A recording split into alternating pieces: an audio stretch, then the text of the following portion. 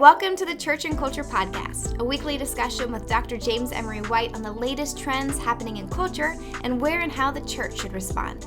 Jim is the founding and senior pastor of Mecklenburg Community Church in Charlotte, North Carolina, president of Serious Times, a ministry devoted to exploring the intersection of faith and culture, former professor of theology and culture at Gordon Conwell Theological Seminary, where he also served as their fourth president, and the author of more than 20 books.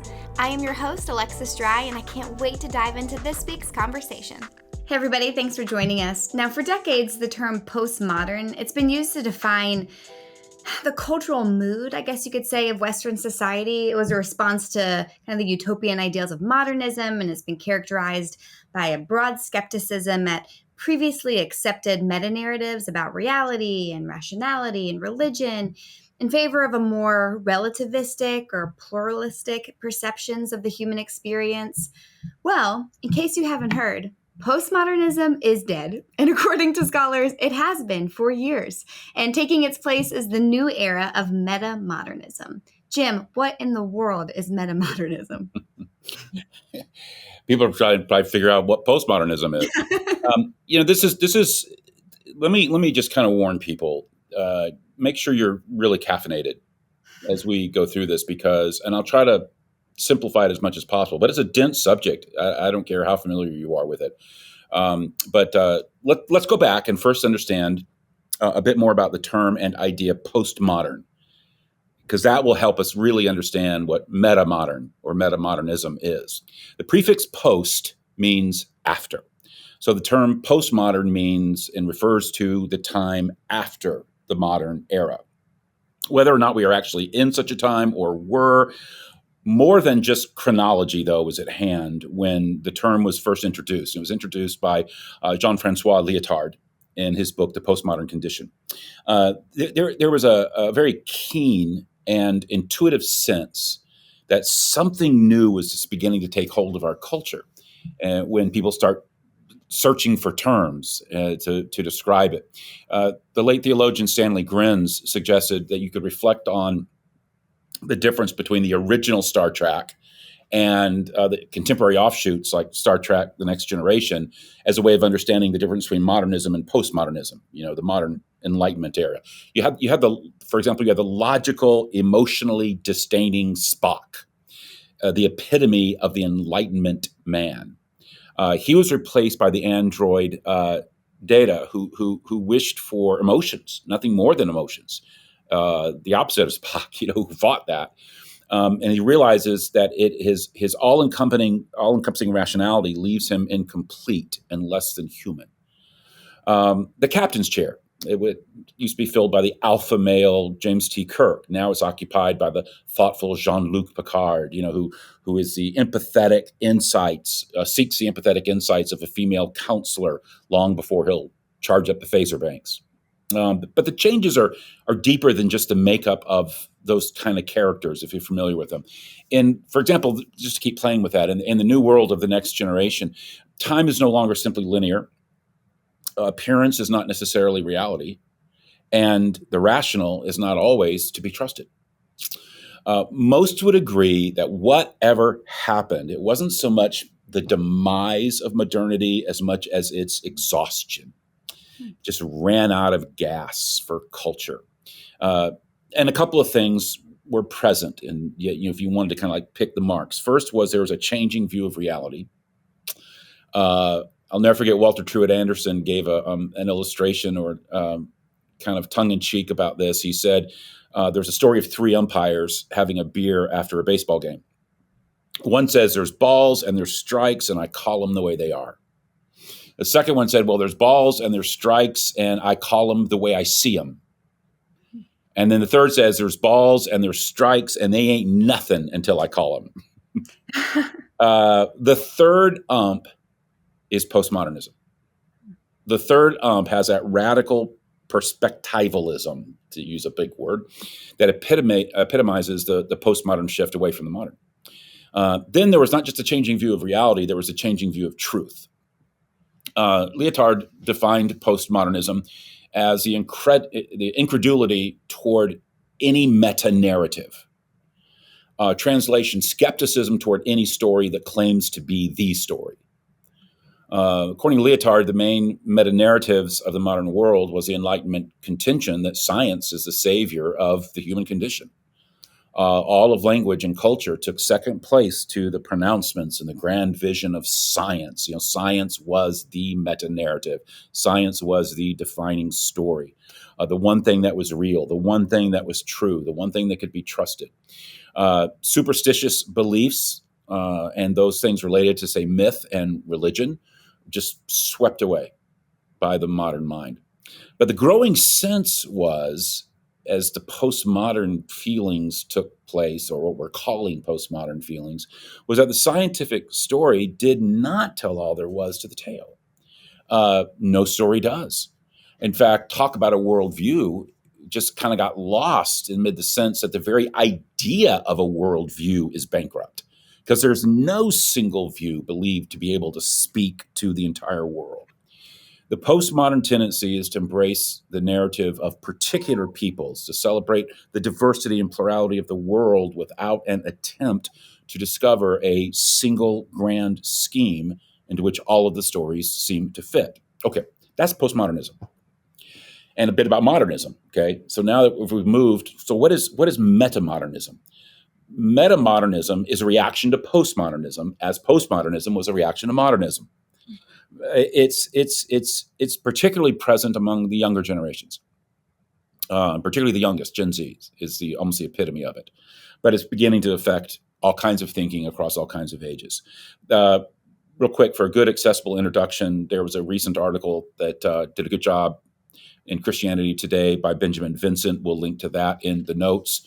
Let me draw from that because I thought he did a good job synthesizing a lot of material, as well as other sources that I'll pull from that. We'll link to the notes if people want to go further into this. But let me see if I can give you a bit of an introduction to what metamodernism is. The term was first used in 1975, largely to describe literary shifts. But the concept became more prominent in the early 2000s due to the work of a pair of cultural analysts, Timotheus Vermeulen and Robin Vandenacker. They wrote a groundbreaking article that came out in 2010. It was titled "Notes on Metamodernism." In that article, they made what many have considered, and I would be one, a convincing case for a new cultural shift. They wrote that metamodernism is, and let me quote, is a structure of feeling marked by often guarded hopefulness and at times feigned sincerity, deriving from a realization that history is moving rapidly beyond its much proclaimed end. Now, that's a mouthful, but here's the headline. It's a feeling. It's a sense of things. It's marked by hopefulness. But it's a guarded hope. It's not a Pollyanna kind of hope. It's not a blind optimism. And it flows from the sense that this may not be the last generation on the planet. An apocalyptic end to things may not be imminent. Vincent goes further, and he describes it by kind of taking it to three big ideas, which I think could be helpful. First, this apocalyptic hope, as he phrases it. This is different than the pessimism which marked postmodernism. Yes, the world is to some degree doomed, or at least it's in crisis mode, but the response is kind of a dark humor, sincere but ironic hopefulness, and a revolutionary spirit that actively rejects the passive resignation of past decades. And when I read that kind of description of this, at first of several descriptions, but when I read that particular one, I couldn't help but think about a new series on Amazon that I just finished watching because it was getting a lot of buzz, and I didn't know anything about it. Started watching it, and it was very intriguing. It was called Fallout, and it's based on a video game, like a lot of series and movies increasingly are. This one started as a video game, and the setting is a future post-apocalyptic Los Angeles. That was brought about by nuclear decimation. Citizens now live in underground bunkers, or at least some do, to protect themselves from radiation and mutants and bandits that live on the surface. The main character is a woman named Lucy, who exhibits just what metamodernism describes, or at least in terms of apocalyptic hope. She has this guarded optimism, hope in the face of an apocalypse. It's filled with dark humor, particularly in another major character called the Ghoul. But she also feels that she can change things. And in the midst of it all, she thinks she really can make a difference, and she should make a difference. And you don't just accept that it's an apocalyptic world, you work for change. And I'm not giving anything away about the story or the plot or anything, but just that kind of setting and that kind of revolutionary spirit. Okay, the second mark of metamodernism that Vincent would suggest is what he calls inverted worldview building. He notes that the historic norm has been to ground our worldview in these metaphysical foundations, and then we kind of work our way up or out to ethical conclusions. In other words, we start with questions of ultimate meaning before we move out to questions of, say, purpose. Or as philosopher Alistair MacIntyre put it, he said, I can only answer the question, what am I to do, if I can answer the question before it, of what story or stories do I find myself a part? But in younger meta-modernist assumptions and generations, that order has been reversed. In direct reaction to the moral relativism of postmodernism, the meta-modernist wants to begin with ethical principles and then try to find the best ideological framework to match those ethics. Vincent calls this generation the cart before the horse generation as a result. You don't start with religious positions or philosophical positions or big meta-narrative positions and then get your ethics from that. No, instead, you start with what you determine your ethics are, what you think that right ethics are, and then you go find a religion, you go find a philosophy that matches it. So your personal ethic becomes the litmus test for how you view or engage a particular religious outlook, instead of letting a particular religious outlook shape your ethics. In a postmodern world, truth and morality were dismissed as little more than personal preference. In a metamodern world, you find people critiquing worldviews and philosophies and religions because they feel like they don't have the right ethics, because they fail ethically. It's all still your personal view. I mean, it's still very subjective because, you're not saying where you got your ethics from. I mean, you basically just determined your ethics. It's just how you're approaching things now. You're just making now your personal ethics all determining. And so the idea of tolerance, this is really interesting because we've talked a lot about tolerance, but the idea of tolerance that's so dominated contemporary thought and has dominated cultural discourse in recent years is suddenly not the cardinal virtue anymore that it was for metamodernists, as that it was for postmodernists. In other words, we become really judgmental. Vincent's final mark is what he terms the tendency toward a highly narrated identity. Younger generations are the most marked by metamodernism. And one of the things that marks them is that they are very comfortable, very familiar with things like mental health and psychological development. That's just a very safe territory for them, very, very comfortable territory. They're more comfortable getting counseling or treatment or talking about it freely and openly, or wanting to analyze and evaluate themselves psychologically.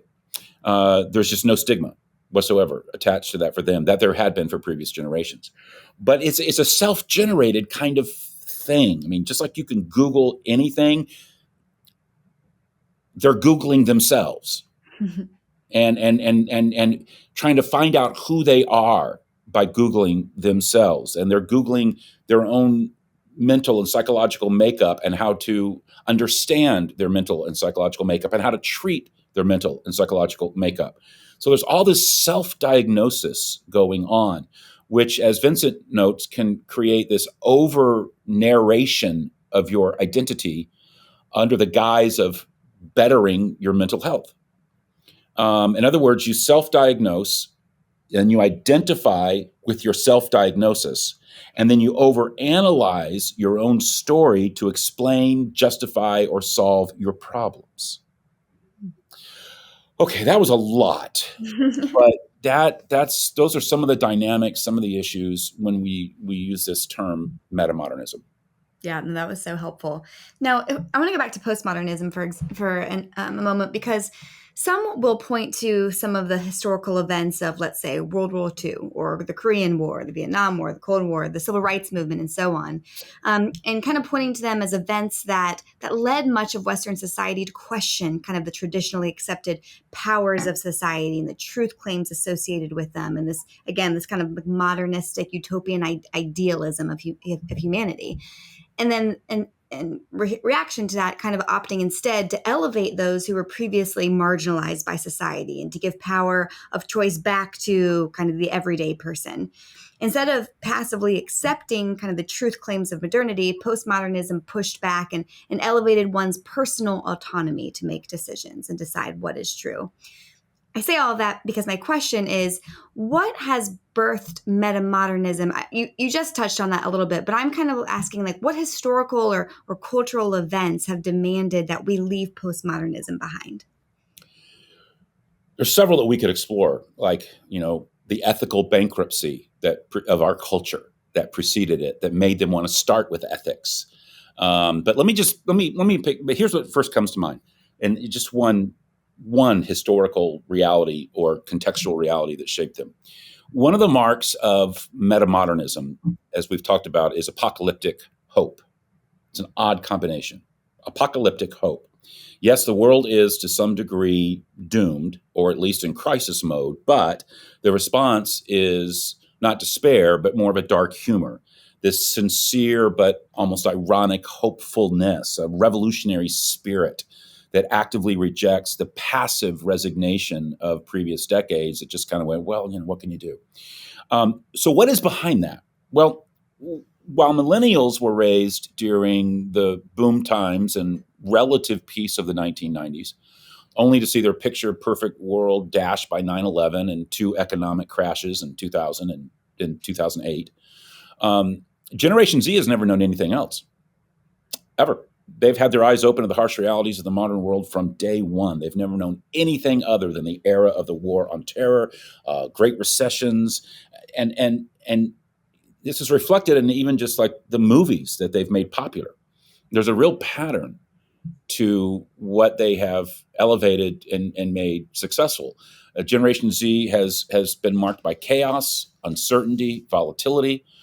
So we shouldn't be surprised that they've made blockbusters out of The Hunger Games and Divergent and The X-Men and The Fifth Wave, or you see the rebooting of Mad Max and the rebooting of Planet of the Apes, and not to mention TV shows like Walking Dead or Westworld or The Handmaid's Tale. I mentioned Fallout, which began as a very popular video game among Gen Zers. They're all depictions of people, often young people, left alone to face a dystopian future. Almost every one of them.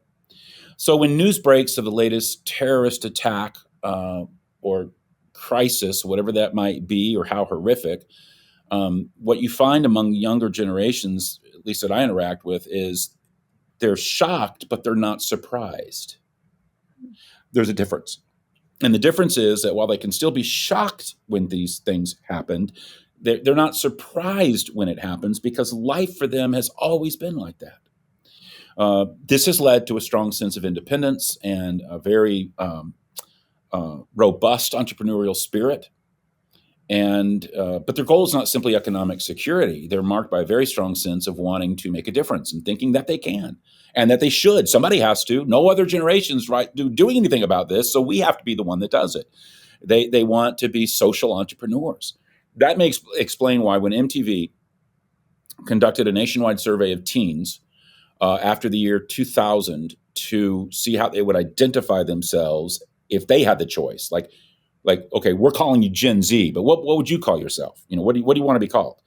The number one answer was that they wanted to be called the founders, as in needing to found a new world, rescuing it from the sins of its past. Mm. When I was looking into metamodernism, I kept reading about a pendulum, this idea or metaphor of a pendulum being associated with this. Can you explain that metaphor a bit? Yeah, that comes right from Vermeulen and Van den Akker. The idea is that postmodernism isn't a complete rejection that metamodernism is not a complete rejection of postmodernism, but more of a pendulum swing away from many aspects of postmodernism, but then swings right back to them, touching base with it. I read it described as a kind of informed naivete, a pragmatic idealism, a moderate fanaticism, oscillating between sincerity and irony, deconstruction, construction, apathy, and effect. They hold opposite poles in tension and can swing back and forth between them. Mm-hmm. As Vermeulen and Vandenacker put it, it's not a balance, it is more of a pendulum, swinging between any number of poles, innumerable poles. So a swing toward fanaticism can swing right back toward irony. In the moment irony swings toward apathy, it swings back toward enthusiasm, and on it goes. So metamodernism is marked by this both and mentality and not an either or mentality.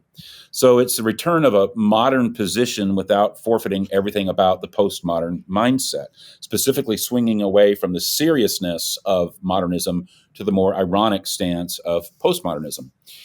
In some ways, as I was reading and have read about the pendulum as it applies to this, I was thinking about something that was brought up earlier by another social science person that mirrors that somehow in some ways this mirrors a wider pendulum swing that you can chart throughout history, certainly the last few millennia.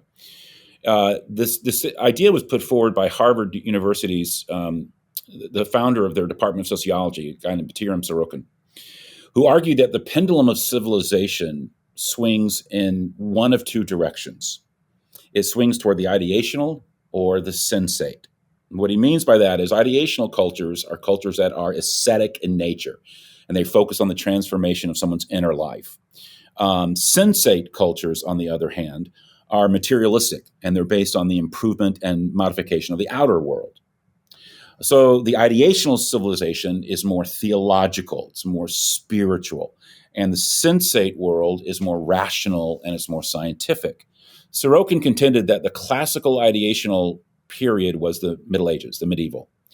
From the Enlightenment forward, we have lived in a sensate world. Now, some would say that with postmodernism, you had this move back toward, the classic ideational period, and more like that and away from materialism. But now, in our struggle with what the modern world has given to us, or more accurately taken away, there seems to be this swing back toward the ideational, but more accurately, particularly when you talk about metamodernism, is that we're becoming, we're conflating all the pendulum swings into like one lifetime, one culture, one moment, into a single generation that swings one way or the other at any given moment. Mm. And so that would be a bit about the idea of the pendulum. Yeah. Now, you've already given us a couple of examples of, between TV shows or movies of how we're seeing some metamodern themes in our current society. But do you have any other examples of where this influence is coming up in culture? Well, in 2010, looking back on the previous decade, which was really what was going on with Vermeulen and Vandenacker's famed article that started all this and coined this term, they observed cultural expressions that did not seem describable in terms of academia's prevalent postmodern kind of models or frameworks or handles. So they looked around in painting and film and literature and music and architecture. They saw works evolving or evoking a sensibility that was oscillating between a modern enthusiasm and a postmodern irony, between hope and melancholy, between naivete and knowingness, between apathy and empathy, and unity and plurality, and totality and then fragmentation, and then purity and then ambiguity. And so when you look for modern examples of this, it's been suggested that some examples of metamodern cultural artifacts, if you will, would be in television shows like Buffy the Vampire Slayer, Community, Fleabag, if you saw that, Atlanta, In film, Miranda July's Me and You and Everyone We Know, pretty much every film Wes Anderson has done. And Greta Gerwig's Barbie would fall into this. In literary fiction, you have Dave Eggers' A Heartbreaking Work of Staggering Genius, much of the works of Zadie Smith, much of the work of Jennifer Egan. In popular music, you would have artists such as Elliott Smith, Childish Gambino, and Billie Eilish. So, yeah. I want to go back to what you mentioned. I thought it was interesting when you said that Gen Z, another name that they would have preferred perhaps would be like founders. Is that what you said? Because it is interesting how postmodernism was all about deconstruction, and metamodernism, as you mentioned, is all about reconstruction, or you said founding something. What do you sense younger generations are hoping to reconstruct? yeah. Sometimes I don't know that they know.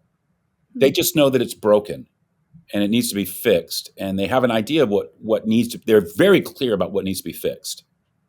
There's an interesting survey that I read, but maybe not how. Okay. So, and I don't say that in a condescending way. I mean, a lot of us know what's broken and don't know how to fix it. But there was an interesting survey that I read about. I actually read about it online through Newsweek, but it was reporting on a New York Times poll.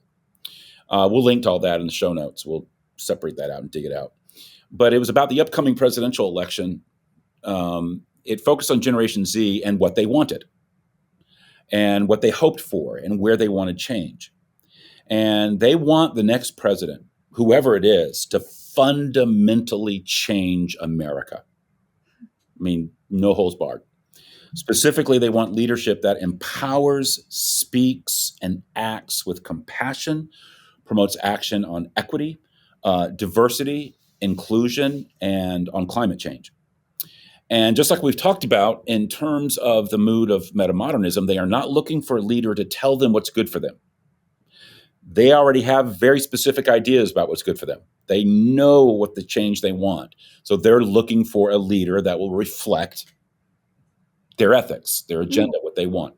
So again, it's the ethics looking for an ideology or framework that reflects the ethics, not the other way around. In this case, we're looking for a candidate that's going to say what we want them to say.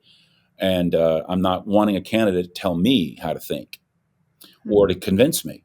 I want him to reflect me already, or her.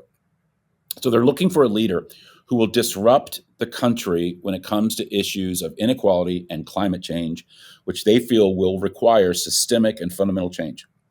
They don't want Band-Aid solutions. They want lasting impact, lasting change, which again fits everything we've talked about. Yeah. Well, finally, how do you see this affecting the church? Like, where do you see potential incongruence between metamodernism and Christianity? And then where do you see common ground on which we can build upon? I think there's several things worth noting, and they're not all original with me by any means. And I think Vincent points out several of them, which is why I wanted to link to that in the show notes. And he goes at it, kind of looking at it with how do you create a new apologetic to reach these folks. But here's something to think about. First, the hope for real lasting change mirrors the mission of the church and the kingdom of God. I mean, that's right in our wheelhouse. We should, as the Apostle Paul writes, join in the groaning of creation as we look forward to its redemption and its recreation. And we have a very real solution to that groaning. It's called the gospel. A second dynamic that I think is important to remember is the importance of the church needing to cast a vision for the ethics of the Christian faith. In other words, explain our ethics to the world and why these ethics matter and why these ethics are best. In other words, not just declare these ethics, but make a case for these ethics. And even further, to help people see that a lot of the ethics that they like, that they may not think reflect the church, really do reflect the church, and they had their origin in the Christian faith. So you can build a bridge, which I don't know that we've ever thought we could do before, but you build a bridge of understanding on ethics. It was always, we felt like we were in the one thing that we had to almost try to convince people of were our ethics, but that's changing, at least in some areas. And finally, we can offer hope, real hope for true and lasting and deep, profound life change. We mentioned how they self-identify, they self-medicate, they self, analyze themselves. What we can say is, well, okay, you obviously are very interested in your identity, and that's a good thing, but your identity is not the final word. Whatever it is that you have described about yourself, believe about yourself, think you have discovered about yourself, the goal is not to come to an understanding of who you are, but of who you can be. The transforming work of God is the final word, not your current diagnosis. Who you were meant to be, created to be, that's the final word. And all of this brings to mind, when you think about a story, it brings to mind a story that Frederick Buechner, I got from Frederick Buechner.